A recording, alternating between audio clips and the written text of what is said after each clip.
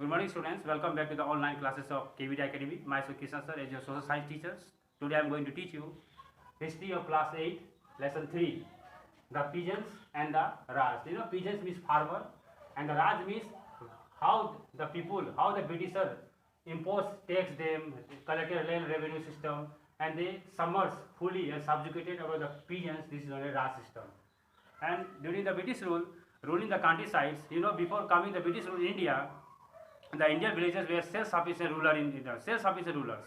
They do their own jobs at their home by constructing cottage industries and other purposes. They even fulfill all the needs of the villages themselves without depending upon others. But when the British come to India, they they broke the backgrounds of Indian industries, Indian cottage industries. As a result, Indian people were very poor. And that's why we are engaged in only those professions which feed the doors and come to the village. They remain completely undistributed to the British company and charge the government of India. So we should impose, first of all, we will discuss about some permanent settlement introduced by Lord Cornwallis in 1793. Which Lord Cornwallis was at the time the British Governor General of India and imposed a permanent settlement in 1793. Under this system, first the land revenue, the land owners or zamindars emerged as a class of loyal allies to the English East India Company. Means the English East India Company come to India in 1680 for tax purposes, for trade purposes. But the landowner under this permanent settlement, the landowner or zamindar has the power to impose tax, heavy taxes to the peasants. They are even when the crops were failure, they have to pay taxes for it. And the zamindars got the hereditary rights over their lands. Means zamindar has the hereditary right of their lands. At the time, the landlords, the zamindar control over the lands and have the hereditary right. When the zamindar comes, that his grandson, his son's elder son become the zamindar. Means this is a hereditary system, zamindari system, and it is very poor to all the kisans, all the peasants. It broke all the income of the Britishers, or broke the British of the farmers. So that's why this hereditary system was very rude to the British peasants also. And third, the peasants were forced to pay their revenue even if the crops fell. If suppose in the field there is no crop, out of which they have no any problem, they have to pay taxes for it. As a result, many peasants become suicides and homeless. They took heavy loans from the zamindar. They hand over their lands to them also, and one of the tenants, and they don't have to pay any taxes also. As a result, they lost their lands under this permanent settlement. So this permanent settlement, it is a load work on. It is a great supremacy of them that imposed tax to Indian economics, and all the land were controlled by the British government. And they imposed all the peasants to grow indigo plantation and opium, because for their commercial purposes, nothing about the Indian purposes.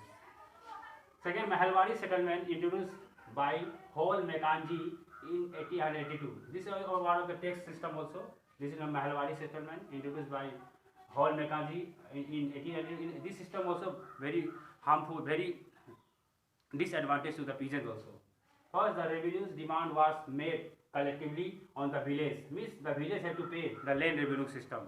In the system, and here the zamindar collect the tax, but here all the village collect the means the village headmen collect the land revenue from the farmers, and all the system, this is under the British government.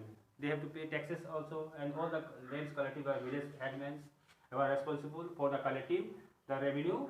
And third, the rate of revenue was to be periodically and unfixed and permanently. Means the taxes were goes down below, and it imposed tax, and it is higher and higher day by day. And it is very good for it is bad for the British government also, because many peasants were not giving tax to the collective. They died. Lastly, some system was changed under the Rayatwadi settlement by Thomas Munro in 1820. Some system was changed. Under the system, the land revenue was not collected by the zamindar, but was taken from the ryots or cultivator directly. Means that when the cultivator grow the lands, they collect taxes directly. Don't have to pay taxes to the zamindar or villagemen. Second, the cultivators become the landowners, and he was the no intermediators of the system, and cultivator had to pay even crops were faced. Means here also same things. If there are no crop in the field, they have to pay heavy taxes. This system where broke the Indian economic system, quota system also.